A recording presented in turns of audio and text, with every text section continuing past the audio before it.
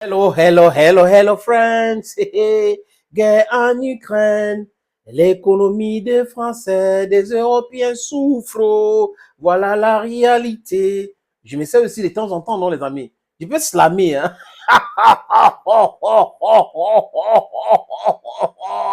C'est complicados. Hey, que j'ai juste ça. Je peux mettre ça comme ça. Je mets ça comme ça. Comme ça. Je peux même enlever le chapeau si j'arrange mes cheveux. Voilà. J'enlève. En fait, on le disait, les gens ne comprenaient pas. Ils disaient qu'ils ont fait des études, ils ont les gros diplômes, ils n'arrivent pas à comprendre. Quand on parle d'être pragmatique, certains sont dans le laisse-bruf, dans le, je ne sais pas. Ils comprennent ces choses, c'est facile. Vous ne pouvez pas être une économie qui est dépendante de certaines choses qui viennent de chez les autres, que quelqu'un vous donne même à vil prix pour vous aider, pour que vous soyez ensemble, vous refusez. Les amis, imaginez que l'Europe avait la Russie à son sein. C'est que les Américains sont vraiment très loin, derrière. Et les Américains ont compris cela. C'est pour cette raison qu'ils ont entré dans la deuxième guerre mondiale, créé des styles qu'ils ont créés là pour contrôler l'Europe. Oui, les amis. La Russie a essayé d'entrer dans l'Union européenne. Ils ont refusé parce que la Russie, au sein de l'Union européenne, les Américains ne peuvent pas contrôler l'Union européenne. La Russie a essayé de faire partie de l'OTAN. Ils savent que la Russie, au sein de l'OTAN, ça tue tous les narratifs. Ça devient un peu compliqué pour eux de gérer cette structure. Compliqué de chez compliqué. Et là, ils trouvent l'opportunité d'affaiblir la Russie, guerre en Ukraine. Vladimir Poutine, avant de déclencher, s'était déjà préparé en conséquence. Et les gars se sont empressés pour mettre les sanctions contre la Russie. Et ces sanctions se sont retournées contre eux aujourd'hui. Et une ancienne diplomate présente la situation actuelle de l'économie française et européenne, les amis. Quand on parle de moteur de l'économie européenne, on parle de l'Allemagne et la France. Mais si ces deux économies sont en difficulté aujourd'hui compte tenu des différents choix qu'ils ont fait pour soutenir les Américaines, bêtement, il faut le dire, les mots ont un sens et il faut nommer les choses. Vous voyez les amis, cet ancien diplomate dit clairement, ancien diplomate analyste de la chose politique, dit clairement que la France s'est trompée d'ennemi et que l'ennemi de la France ne devrait pas être la Russie. La France devrait plutôt pousser à avoir des liens très forts avec la Russie qu'avec les Américains, parce que les Américains cherchent à contrôler l'Europe. Tout ce que les Américains veulent faire, c'est contrôler l'Europe, les maintenir dans le strict minimum et les contrôler, les menacer de temps en temps. Ah oui, alors que la Russie, elle est vraie amie, la Russie partage le même continent que eux. Qu'est-ce qui est difficile à comprendre, les amis? Le pragmatisme en politique est très important. On les apprend ça à l'école, ils ne veulent pas implémenter cela, ils font de la réal, ils font de la politique pacotille et ça leur retourne. Embargo, sanctions SWIFT, nous allons détruire l'économie russe. Les sociétés qui travaillent en Russie là, qui venaient reverser l'argent en France là, font quoi? C'est le chômage total. Et les amis, oh, même avec la maladie, hein, je trouve l'énergie quand j'ai les informations comme ça, quand c'est des informations majeures, les amis. Il y a beaucoup d'extraits, hein, à peu près, je vais compter les extraits que je vais vous proposer, les amis, pour comprendre cette actualité qui est importante. Oui, j'ai choisi pour vous 8 extraits. Je ne peux pas vous donner d'affiler les extraits parce qu'il faut proposer pour que vous écoutez et on analyse ensemble. C'est très important que de vous laisser écouter tout une fois. Souvent, on a essayé de cela, mais il y a des gens, certaines personnes qui ne comprennent pas certains détails. Donc, on vous donne ça en détail, les amis. Je vous suggère d'écouter cette première sortie de la grande diplomate.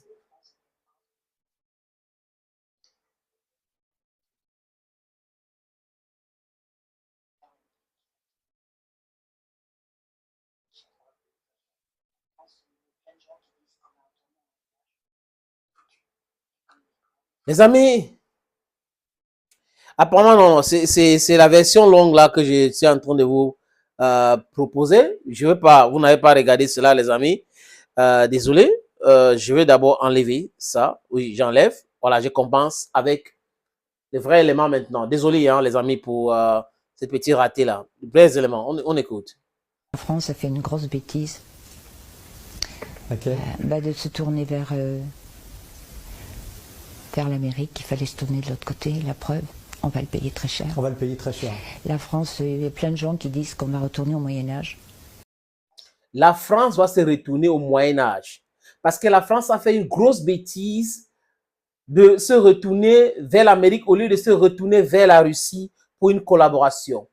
Et la France va se retourner au Moyen-Âge. Elle n'est pas la première qui dit cela.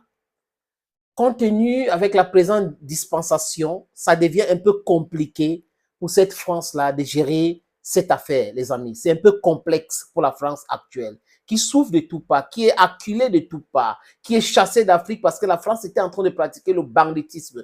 Et quand c'est diplomate, ce n'est pas pour le plaisir de l'Ukraine, ni pour le plaisir des peuples africains, c'est pour la France qu'elle est en train de dire. Donc, elle protège sa France, elle pense que si la France était amie avec la Russie ne devrait pas aider les pays africains à se libérer de ce contrôle nauséabond de la France en Afrique. Les amis, malheureusement pour elle, même si la Russie était au sein de l'Union européenne, même si la France avait des bons rapports avec la Russie ne devait jamais accepter la manipulation du monde entier parce que la Russie a toujours été là pour le peuple africain. Les amis, je vous suggère de regarder le prochain extrait. C'est extrait par extrait, les amis. On regarde l'autre extrait.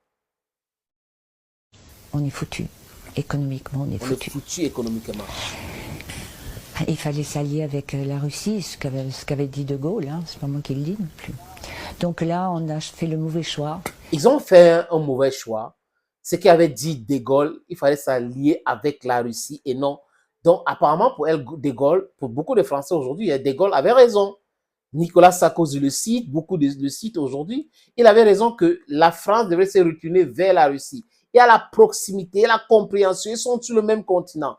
Mais ils ont allégé les Américains. Le banquier dit que non, je suis un banquier. Vraiment, les Américains, nous allons faire ceci à la Russie. Ah, choukangongole, you see how you're suffering now? Prochain extrait, les amis. On décortique cette sortie. L'Europe a fait et la France et ceux qui la dirigent en France ont fait un mauvais choix, c'est-à-dire de mettre ces sanctions à la Russie alors que c'est la Russie qui... Il fallait qu'on travaille avec la Russie. Donc... Ceux qui dirigent la France ont fait un mauvais choix. Les sanctions contre la Russie, selon eux, c'est un très mauvais choix. Et c'est ce que nous disons ici depuis longtemps. Le choix de sanctionner la Russie était néfaste pour l'économie européenne. Vous ne pouvez pas vous sanctionner. On n'achète pas le gaz juste pour aller acheter à combien de mètres et kilomètres. Et quand vous achetez en distance, il faut transporter, donc ça devient plus cher. Il y avait les pipelines déjà. Vous avez fait exploser ces pipelines parce que vous voulez mettre la Russie en difficulté. Mais c'est vous, Poutine avait ri. Il avait dit, bon, wow, c'est pas un problème, on va voir. Et il a même dit dernièrement qu'il y a un autre pipeline qui reste, il y a un qui reste là. Ils peuvent utiliser s'ils veulent. Non, il veut continuer à vendre aux Européens. Mais à ces conditions actuellement, oui, vous allez acheter en rouble. C'est de ça qu'il est question. Vous allez ouvrir les comptes en rouble parce vous lui avez montré que acheter en euros, acheter en dollars, c'était dangereux pour la Russie. Les avoirs russes ont été gelés de façon frauduleuse. Donc, l'Europe et les États-Unis ont pratiqué le vol à ciel ouvert et l'OMC n'a jamais, l'Organisation mondiale du commerce n'a jamais contesté cela, n'a jamais critiqué cela. Vous voyez donc ces organisations que je dis sont des organisations qui sont là uniquement pour piétiner les gens du Sud, piétiner les gens qu'on croit faibles. Mais le gros morceau qu'ils ont essayé de croquer, qu'ils n'arrivent pas à mastiquer, c'est la Russie d'aujourd'hui, les amis. On regarde cet autre extrait. Les Américains avaient peur, effectivement, que l'Europe s'allie avec bloc, avec la Russie, et que ça fasse un énorme bloc, et eux, ils étaient tout petits à côté, je schématise, mais c'était un peu ça. Donc ils ont tout fait, c'est eux qui ont été les Nord Stream 1, Nord Stream 2, qui alimentaient, l'Allemagne se casse la figure, la Deutsche Bank est en train de couler. La Deutsche Bank est en train de couler. Les Américains ont tout fait pour empêcher la Russie de s'allier en Europe. Et tout fait empêcher l'Europe de s'allier à la Russie. Et si on avait les dirigeants clairvoyants en Europe, ils devraient comprendre que l'intérêt était avec la Russie et non avec les Américains, qui ont tout, ils sont riches. Le sous-sol est riche. Et les Américains savent, ils ne sont pas dupes, hein, ils savent que le sous-sol européen est pauvre. Donc, par conséquent, si je les mets en difficulté, ils vont toujours demander, c'est moi qui vais aller vendre le gaz, le pétrole et autres. Et là, je serai toujours puissant et ils seront toujours sur ma protection. Est-ce que c'est ce que les Européens voulaient vraiment? Les empires morts, ça. Il y a des empires qui naissent et d'autres qui tombent, qui s'écroulent. C'est de ça qu'on est en train de parler actuellement. Les amis, extrait sur extrait intéressant. Hein? Guerre en Ukraine, ça dévoile les choses, ça montre les faiblesses des Européens. Et cet ancien ambassadrice, cet ancien diplomate, cet ancien analyste politique, bon bref, parce qu'elle est pratiquement en retraite aujourd'hui, est en train de dire des choses intéressantes pour les Européens, parce que nous connaissons, c'est ce que nous disons.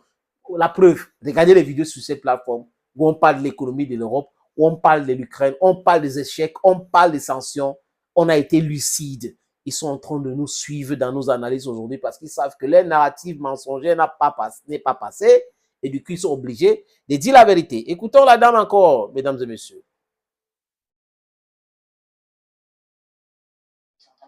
Ils sont en train de couler, même en Amérique. Moi, j'écoute beaucoup les news sur là-bas, ça va mal aussi. On est en train de s'écrouler, l'Occident est en train de s'écrouler. Et apparaît ces fameux BRICS et ce nouvel ordre. L'Occident est en train de s'écrouler. Et il y a ce nouvel ordre mondial avec les BRICS qui prennent le pouvoir. Et tout le monde voit, c'est visible. Le PIB des pays des BRICS dépasse largement le PIB des pays des G7. Les pays des G7, c'est le club d'anciens yéyés, les anciens riches là. Oui. Rien à faire avec la recherche actuelle. Quand on parle de recherche actuelle, on parle des pays des BRICS. Les pays des BRICS qui n'imposent pas les désiderata sur les États membres, qui les laissent décider sur les politiques extérieures, même intérieures, mais économiquement, ils ont un lien ensemble. Voilà comment cette nouvelle dispensation a été bien organisée et mettre en marche, les amis. Prochain extrait de cette dame qui dit l'économie américaine en partie aujourd'hui. C'est vrai. L'économie américaine est en difficulté. Les Américains ont essayé de pousser les Saoudiens des produits plus pour vendre moins cher et les Saoudiens ont refusé parce que ça n'a pas de sens. C'est-à-dire qu'on vend un litre, je prends juste cet exemple de pétrole, un litre de pétrole à 1000 francs. Vous venez nous demander des produits plus et de vendre 2 litres à 1000 francs. Pour votre quoi? Et si les Saoudiens avaient accepté c'est que ça devait être compliqué. Mais comme les Russes ont déjà compris, ils avaient des liens forts avec les Saoudiens et tout, ils ont mis tout le monde d'accord en sécurité, les armes, on va vous vendre. Donc le narratif américain ne passait plus. C'est devenu compliqué, compliqué. Voilà, la suite des amis. En ce moment, il y a un problème grave, c'est que les Américains sont en train de couler. Israël, Palestine, ça n'arrange rien, parce que le monde arabe en a assez de tout ça, donc ça peut s'enflammer, gravissime. Ça peut s'enflammer gravissime. Le monde arabe en a assez de cette manipulation, de la destruction, de la guerre contre les Palestiniens, et ça peut exploser à tout moment. Les Américains sont en difficulté. C'est une analyse limpide, les amis, de la situation, la réalité de la situation et non cette manipulation des manipulateurs pour nous raconter tout sauf la réalité de ce qui se passe sur le terrain aujourd'hui. La guerre en Ukraine aide à libérer le peuple du monde, ouvre les yeux aux gens pour comprendre que ces puissants-là, ces soi-disant puissants sont des puissants néfastes. Ce sont des gens qui sont toujours dans le mensonge et qui continuent de manipuler la conscience de l'opinion publique nationale des pays, micro-pays africains et internationaux. Mais heureusement que les gens sont plus éduqués politiquement aujourd'hui par rapport à hier. Donc, ça casse tout le narratif, les amis. Dernier extrait de cet élément que je voulais vous proposer ce jour. Là-dessus, si la Chine attaque Taïwan, parce que là, je suis bien au courant, mais j'y suis allée, alors là, je vais vous dire, l'Amérique, elle aussi, elle repart au Moyen-Âge. Il va falloir tout bâtir. Si la Chine décide d'attaquer Taïwan, maintenant, c'est fini. Les microprocesseurs, les microconducteurs, c'est fini. C'est ce qu'elle dit et c'est vrai. C'est pour cette raison que les Américains montrent le muscle. Mais d'ici 5 ans, vous allez voir, la Chine va finir avec cette situation, avec l'aide de la Russie et les autres puissances. La Chine et les pays du BRICS veulent d'abord asphyxier l'Europe et les Américains économiquement. Après, militairement, ça va se régler. C'est de ça qu'il est question. Liberty for Africa, freedom for Africa, let me put it that way. One passport for Africa, one army, one diplomacy, free circulation of people, United States of America is one. Why not the United States of Africa? We want the United States of Africa. Thanks and bye-bye for now.